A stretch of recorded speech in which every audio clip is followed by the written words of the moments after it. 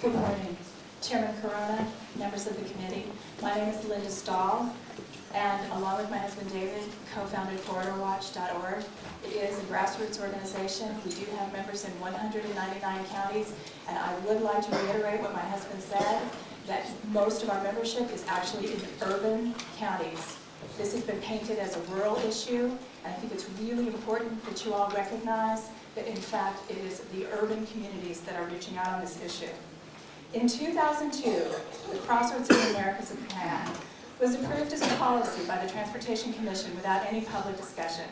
No regional transportation planners were involved, and no elected officials were consulted. The political process was circumvented, and the citizens of Texas are the losers. Going forward from this day, you must make sure that never happens again. In 2003, House Bill 3588 passed, and the TTC and the RMAs were created into law. The statute required at least one public meeting in every affected county.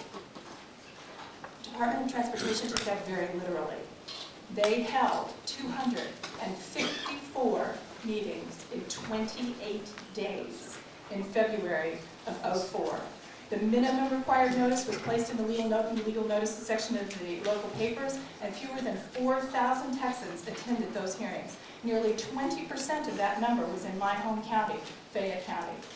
If you want to slow down TxDOT, you need to give them very, very strict, specific legislative limit, because they will do the minimum. They will not reach beyond. One meeting only means one meeting only. And in 28 days in February of '04, some of those meetings were attended by 2 people. There were reporters interviewing each other because there was no citizen there to speak to.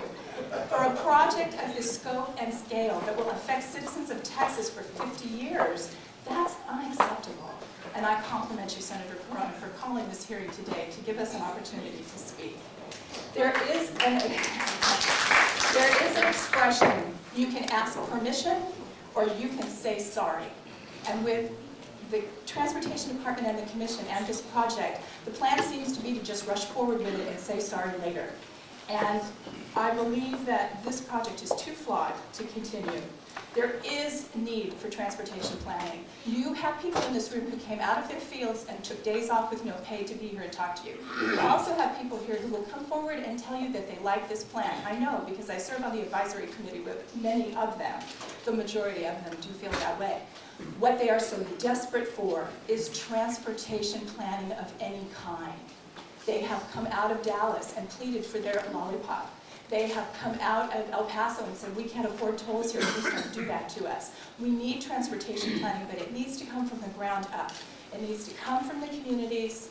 It needs to come from the regional transportation planners who understand their community's unique needs, and there needs to be a partnership between those people in TxDOT for a comprehensive plan that everybody buys into. Not a plan that is implemented at the disadvantage of one community, a pay-to-play situation. Communities who have money and can afford roads will get them. The Valley, who cannot afford a toll road, will not.